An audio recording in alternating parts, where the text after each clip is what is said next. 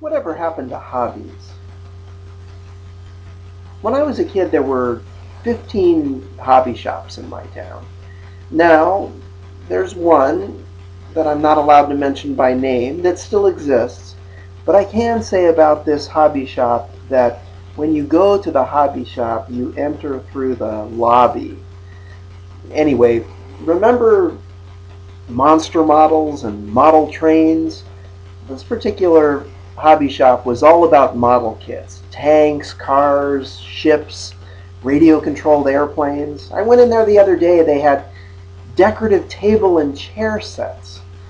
What kind of hobby involves buying a chair? We didn't have that when I was a kid.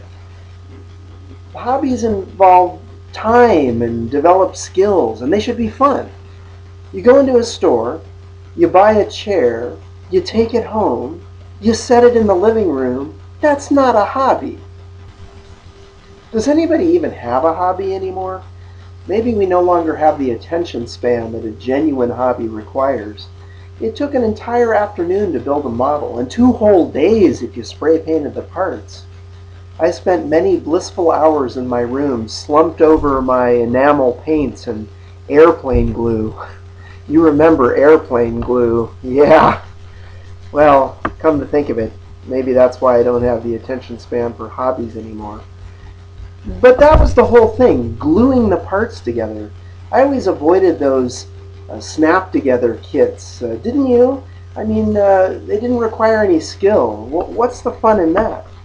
Now you go to a hobby store, you buy a table and chair set, you put it out on the patio. That's not a hobby. I don't know. When we were kids, most of the kids who built models were boys, right? And times changed after women's lived. Maybe women took over all the hobbies, and that's why there's really only one now: shopping. And it doesn't matter what you buy, because shopping is the thing. Maybe that's why hobby shops sell decorative tables now, because men don't shop.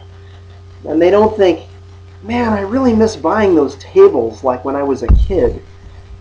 No, in fairness, it wasn't the women's fault. It was the kids who started sniffing glue. They really blew it for all of us. Look, I was sniffing glue for hours at a stretch. And it wasn't illegal. It was constructive. It was educational. And it wasn't dangerous. It was my hobby.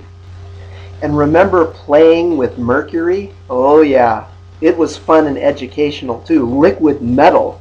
What could be cooler than that? Remember you'd keep an eye on the family thermometer, just waiting for it to break so that you could extract the mercury and add it to your little collection?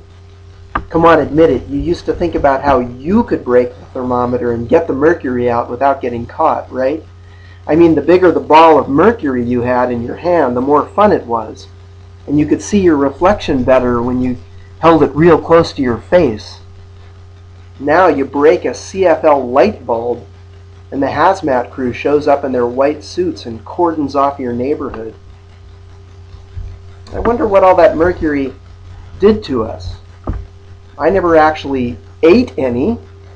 You just roll it around in your hands for hours, utterly fascinated. And remember when it would slip through your fingers and scatter across the floor in 20 or 30 individual little mercury balls under the bed?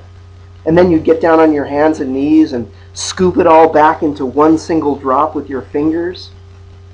No one told us it was dangerous. Now you can't even eat fish that have been playing with mercury. And you can't buy mercury thermometers anymore either.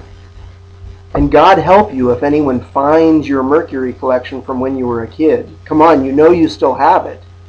You just can't play with it anymore. And you definitely can't let anyone know you still have it. It's no wonder I've had so much trouble in life. I've probably had too many hobbies.